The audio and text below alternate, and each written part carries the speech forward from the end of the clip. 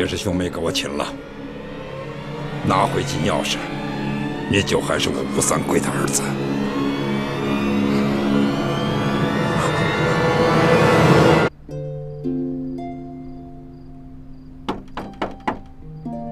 倩影，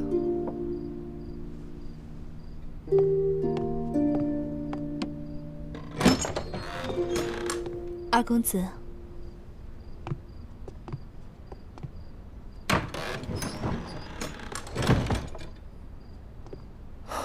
倩影，这些日子我一直忙于王府事务，没有抽空陪你。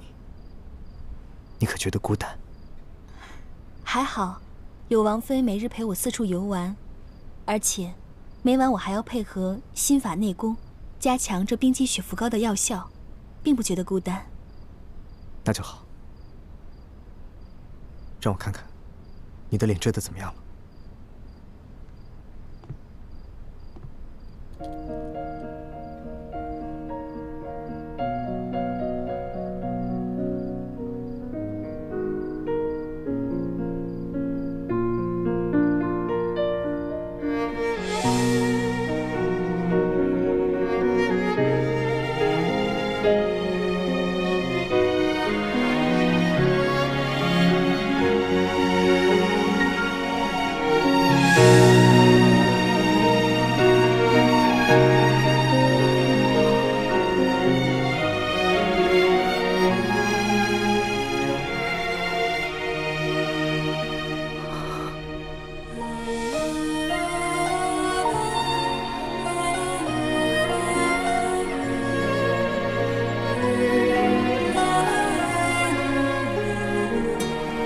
你怎么了？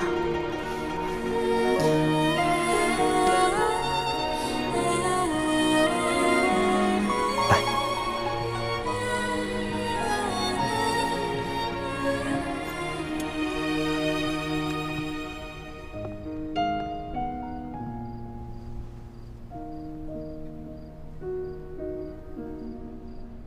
倩影，你还记得第一次我们在客栈遇劫的时候，我对你说的话吗？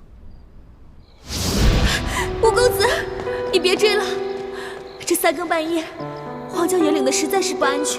我不怕，我担心你。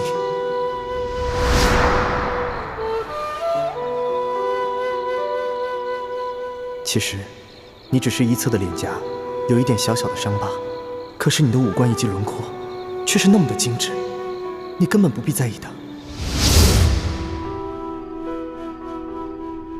倩影，你看到了吗？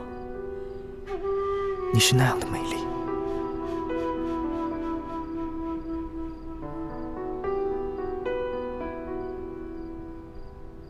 这是我吗？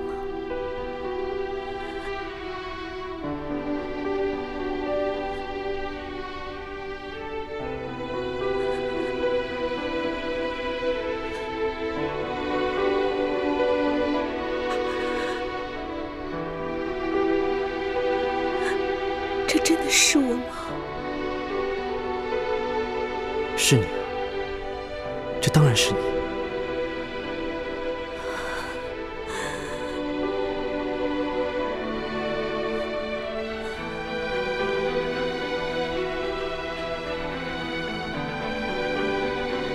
倩影，你在我心中本就是一个内外兼修、文武双全的优秀女子。二公子，你还要叫我二公子吗？叫我燕琪。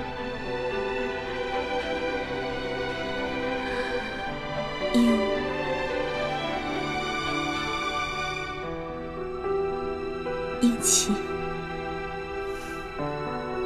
多谢你，你给我的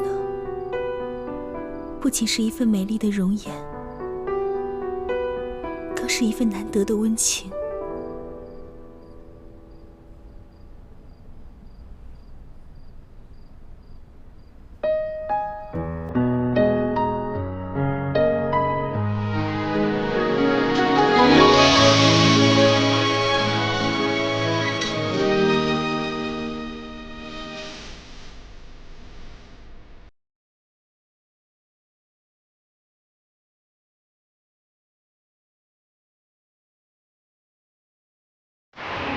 做他掌上的明珠。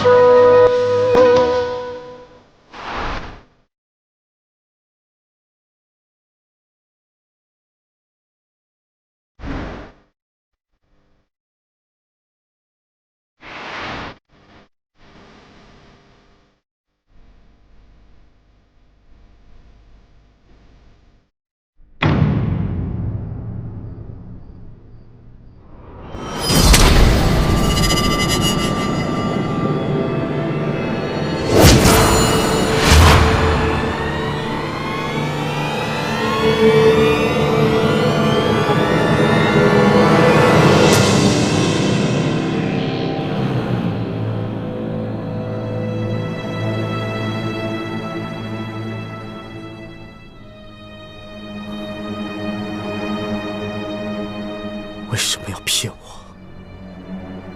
为什么？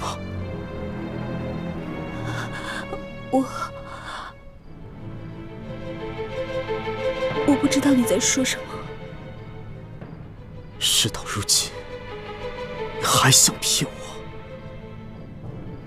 你们明明就是明珠谷的杀手，你们也不是什么兄妹，而是师姐弟。你们遇见我也不是什么机缘巧合，而是为了那把金钥匙。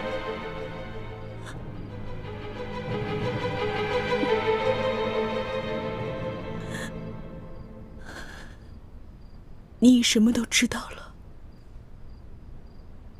该知道的，我都知道了；不该知道的，我希望你能告诉我。你还想知道什么？我想知道你接近我除了金钥匙之外，有没有一点点喜欢过我？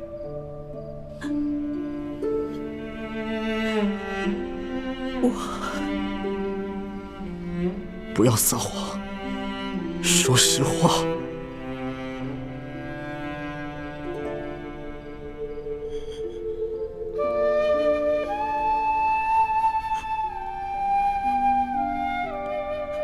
我从来没有喜欢过你。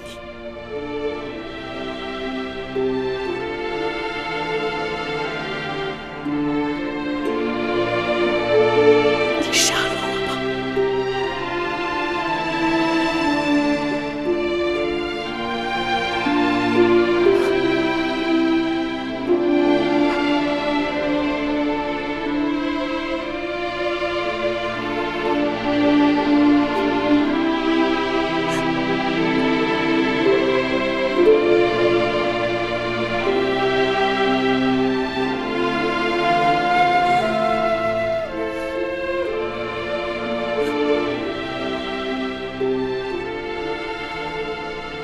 虽然你没有喜欢过我，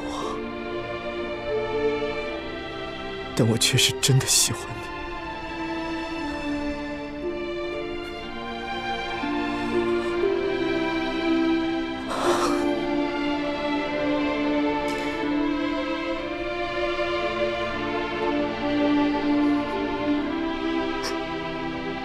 你走吧，还有你的师弟。你们都走吧。你说什么？你要放了我们？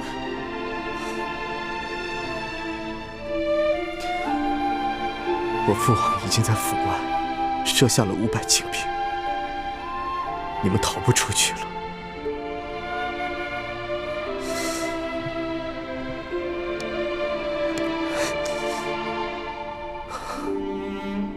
拿着这把匕首，以我为人质。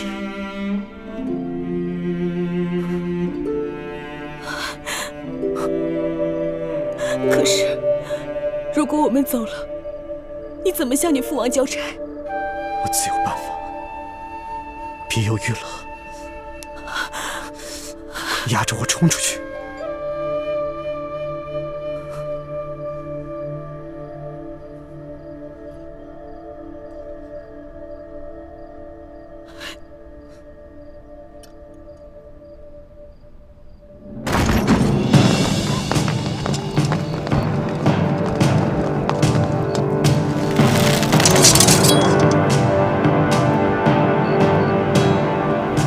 关千影、叶补生，你们赶紧放开二公子，我还能替你们兄妹二人在王爷面前求个情。否则的话，我今天让你们死无葬身之地！让开，否则我就杀了二公子！混账，还不让开！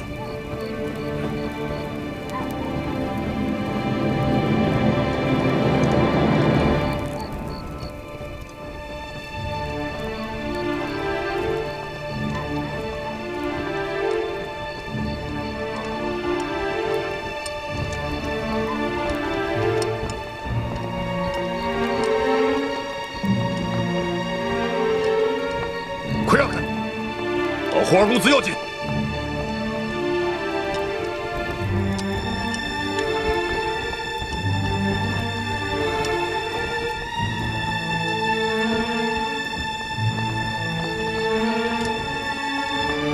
慢着！干什么？你们想害死二公子吗？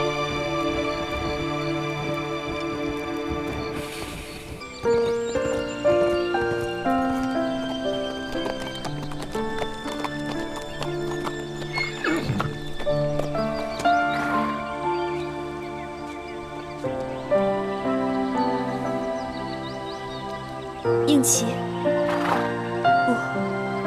我现在已经没有资格叫你应琪了，还是叫你二公子吧。二公子，多谢救命之恩。你们快走吧，我不想再见到你们。如果下次相见，绝不容情。二公子，二公子，撤！快走，再不走就来不及了。这。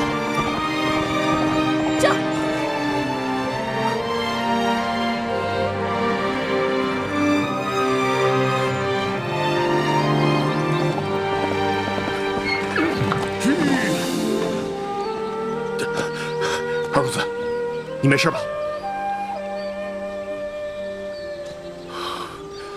让他们跑了，这个王爷可怎么交代？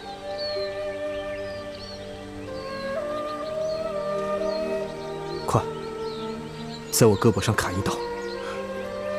啊！这还不动手？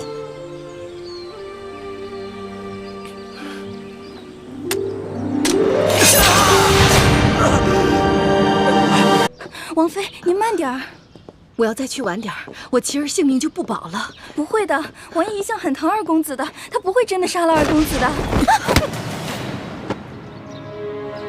叶姑娘，你怎么还没走？我不放心二公子又回来了，我要和你一起去救他。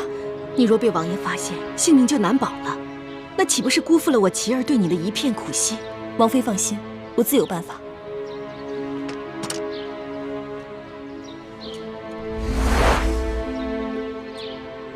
府上没有人见过我的真面目，我现在马上假扮成你的丫鬟，随你一起去王府。不行，你去只会火上浇油。虽然我琪儿对你一往情深，但她不可能随你离开平西王府，跟你去浪迹天涯。你还是赶紧走吧。王妃，对不起，我必须去见二公子。我用的手法很轻，你的穴道很快就会解开。希望你尽快赶到平西王府，和我一起救二公子。至于你是否向平西王揭穿我的身份，就由你自己做决定吧。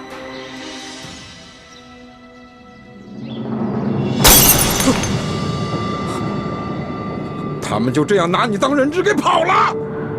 父王息怒，是孩儿一时冲动。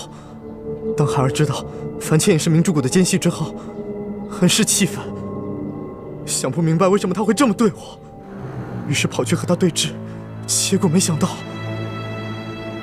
他却突然对孩儿出手，孩儿奋力抵抗，结果却不是他的对手。当他一剑刺向孩儿的手臂时，孩儿才幡然醒悟，可是已经来不及了。王爷，都怪属下无能，竟然让那两个奸细给跑了。父王，此事是孩儿一个人的错，与石将军无关。是吗？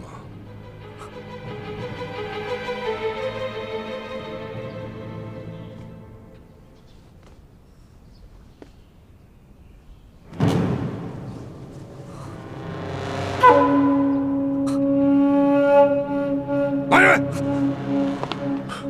王爷，将这个不孝子推出去斩了！王爷，万万不可！二公子固然有错，但是罪不至死啊！父王息怒，孩儿知道错了，就请父王饶了孩儿这一次吧。你知道错了，你错在哪儿了？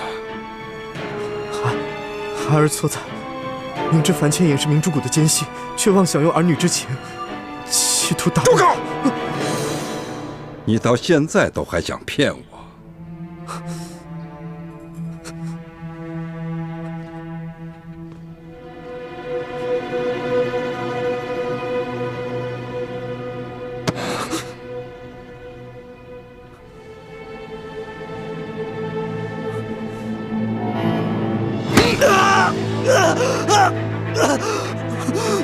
现在知道疼了？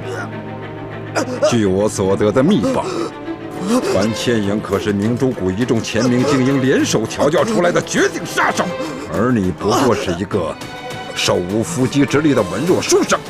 他若对你下手，你还有活的机会吗？这一剑不伤及要害，就说明他对你手下留情。你二人分明是你侬我侬，商量好了，你故意以自己为人质，放他逃脱。我说的可有错？父王英明，孩儿的小心思瞒不过父王，孩儿私纵大敌，罪不可恕，请父王恕罪。王爷，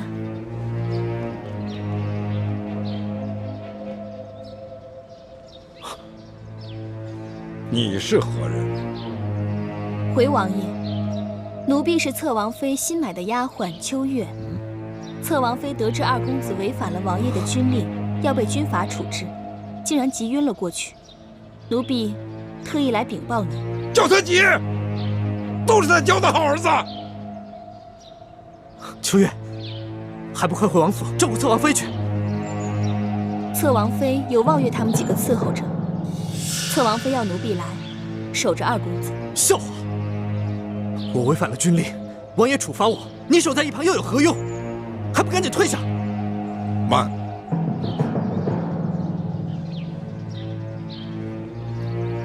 秋月，看着你，倒是比寻常的丫鬟胆子大了不少。若是望爷他们几个，在本王的盛怒之下，早就浑身颤抖，站立不稳，你倒还能神色从容。王爷，手下留情！王爷，王爷，求王爷手下留情，饶过琪儿吧！贱妾愿受任何责罚。你的账，我回头再跟你算。居然把儿子娇惯得这么不知轻重，为所欲为。贱妾知错了，王爷。但是贱妾膝下只有琪儿这么一个孽障，只求王爷看在贱妾的份上，饶过琪儿。贱妾愿受任何责罚。起来吧，跪在这里，成何体统？谢王爷。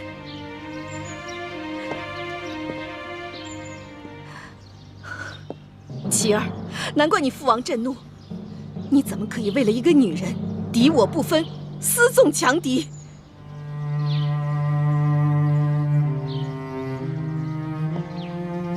王爷，琪儿只不过是一时为情所困。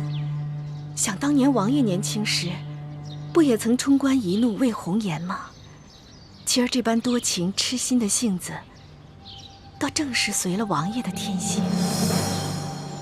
喜儿，没错，世人皆说父王年轻时曾冲冠一怒为红颜，可当年父王乃是审时度势，察觉前明江山气数已尽，才迎着清军入山海关，成为这大清的开国重臣，并非只为了陈圆圆一个女人。若是父王只痴恋陈圆圆一个女人，又怎会再娶了你娘？又哪儿来的你呀？是贱妾头发长见识短，胡言乱语了，王爷。但是这人不风流枉为少年，其儿只不过是一时为情所困，难以自拔，并非有意忤逆王爷，还请王爷饶了其儿。其儿，还不快求王爷恕罪！孩儿知道错了，求父王恕罪。希儿，看在你娘的面子上，你只要肯在父王面前立下重誓，从今以后与那个樊倩影一刀两断，心里不再想着他，父王就饶了你。其儿，还不快快向王爷立下重誓！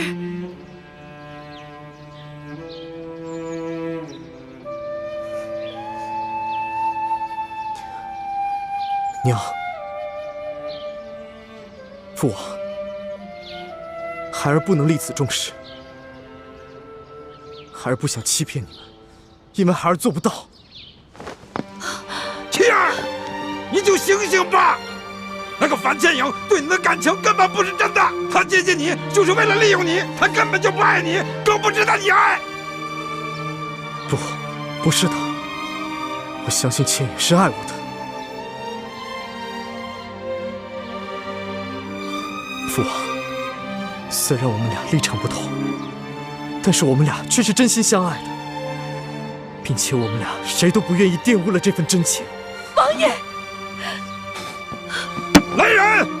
二公子违反禁令，私放强敌，罪不可赦，拖出去给我斩了！王爷，万万不可呀！王爷，王爷，贱妾只有其儿这么一个儿子。王爷若杀了其儿，倩妾也就不活了。王爷，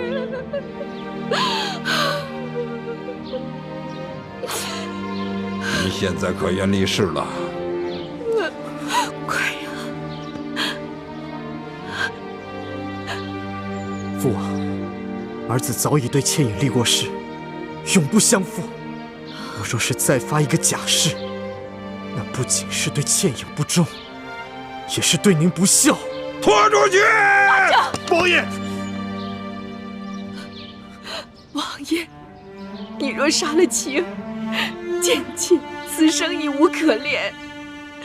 王爷，就此永别。娘，王妃，娘，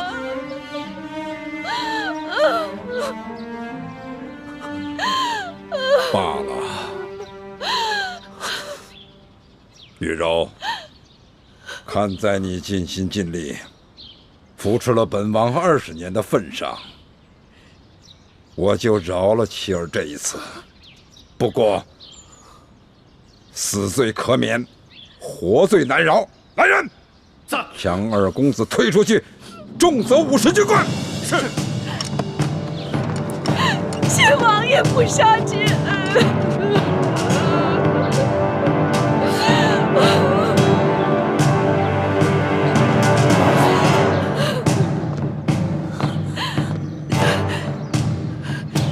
你给我千万忍住，不可露出任何破绽，不然你帮不了妻儿，反而会害了她。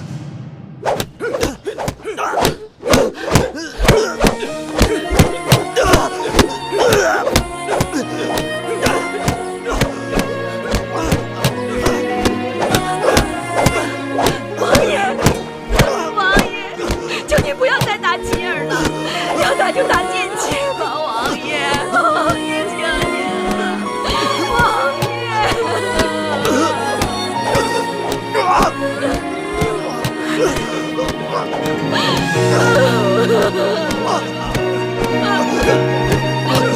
妻儿，万万不要再打了，王爷，求您了，王爷啊！打！求您了！军令如山。妻儿。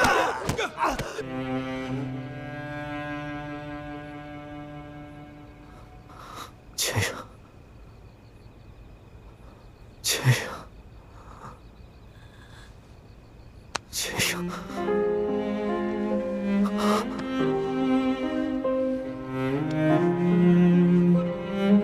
你别走，别走！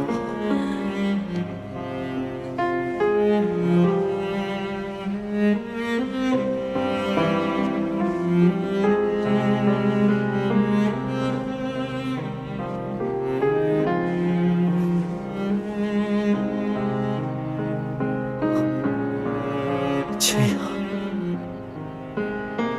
是你吗？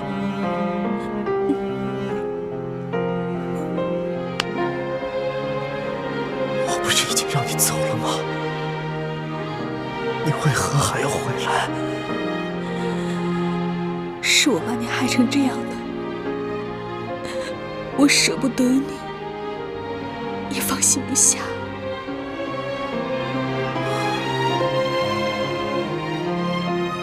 你不是说过，你从来就没有喜欢过我吗？我那么说，只是不想连累你，我怕你会一直牵挂我。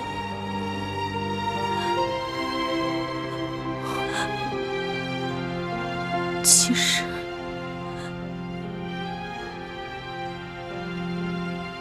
在我心里，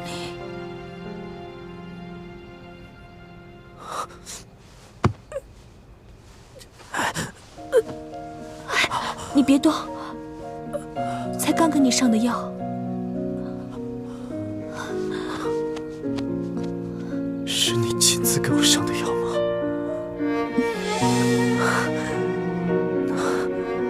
那我这顿军款挨得真是太值了。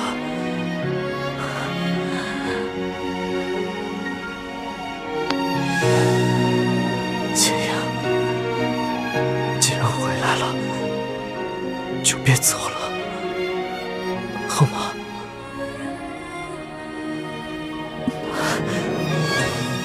你答应了？我答应了，答应了。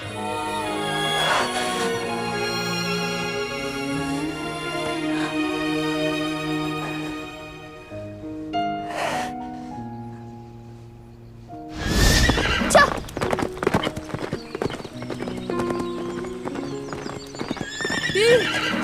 玉，樊师姐，吴三桂怎会把我们的底细一下子了解得这么清楚？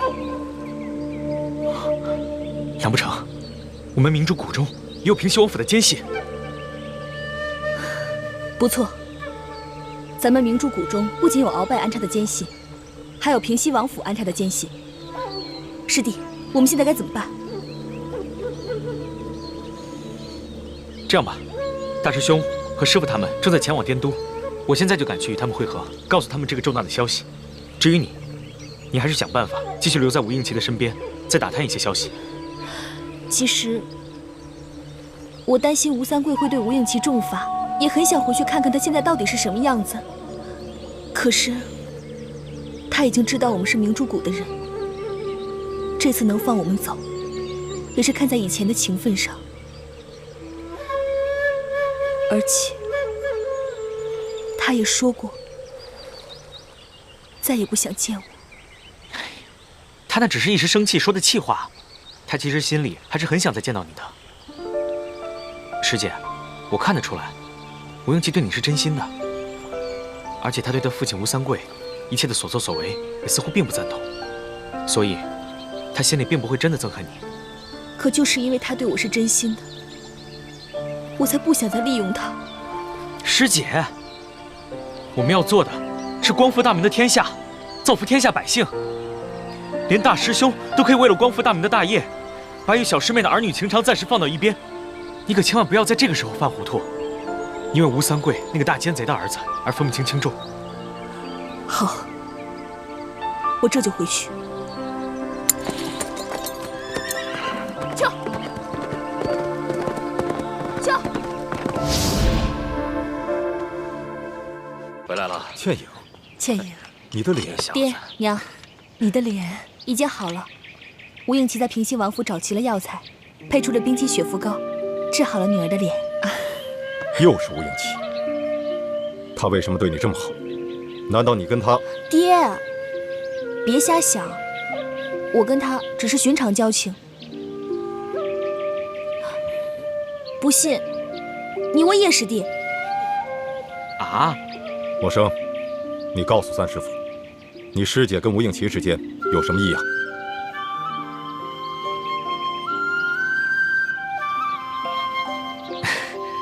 三师傅，你放心吧，师姐是行事有分寸之人，绝不会跟吴三桂的儿子有任何逾矩之事的。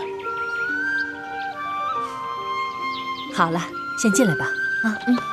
进来吧，走吧。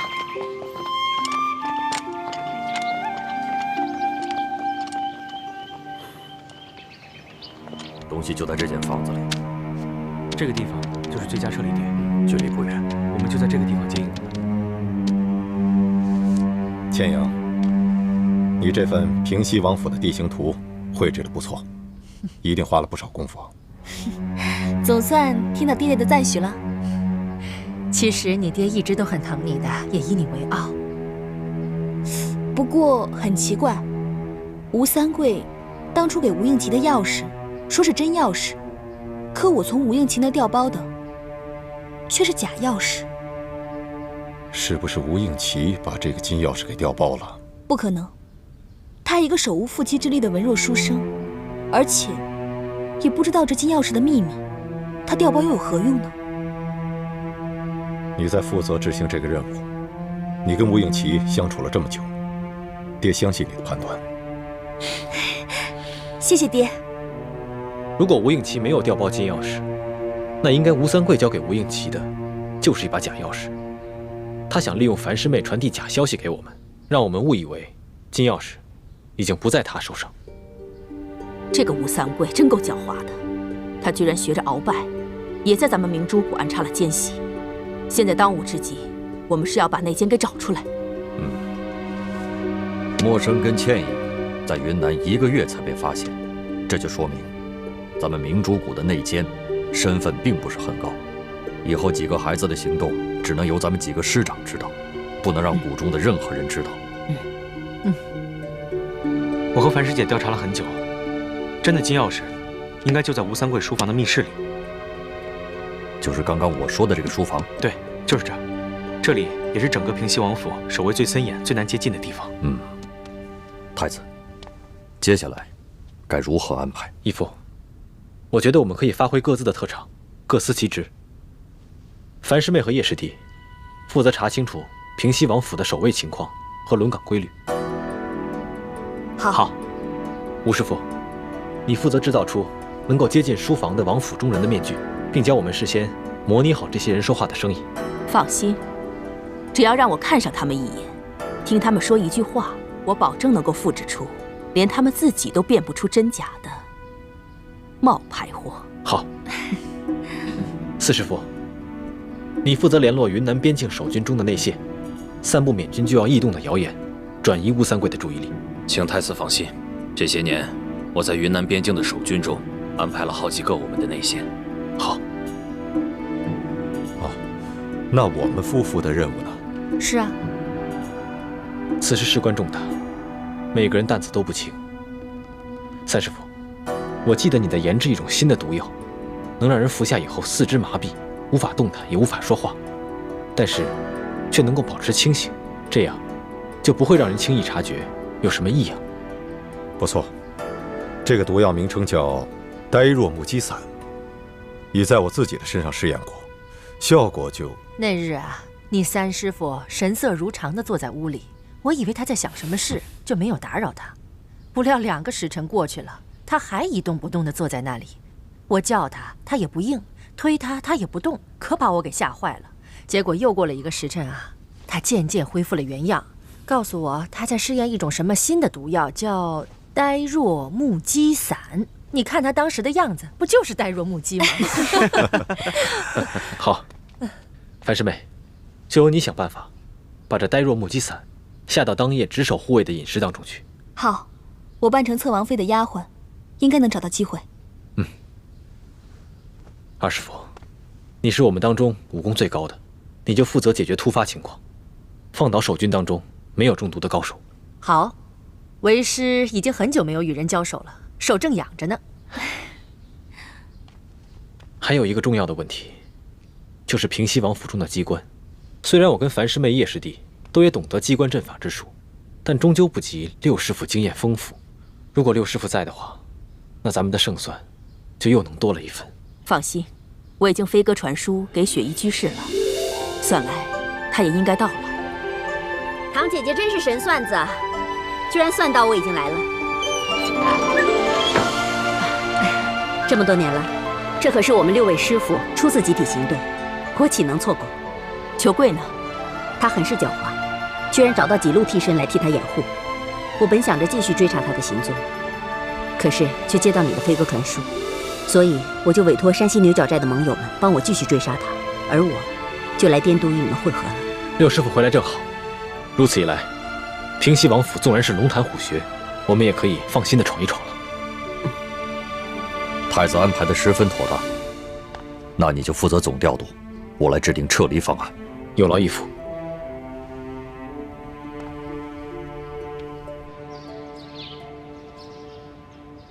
慢点。其实啊，你根本不用自责。我放你和殷默生离开，并不仅仅是出于儿女私情，而是因为大义。大义。不错。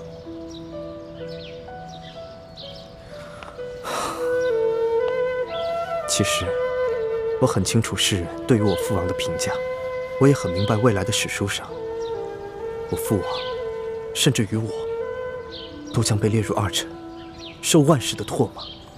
我如果不是吴三桂的儿子的话，我也恨不得手刃了他，血祭永历皇帝，以谢天下。没想到，原来你心中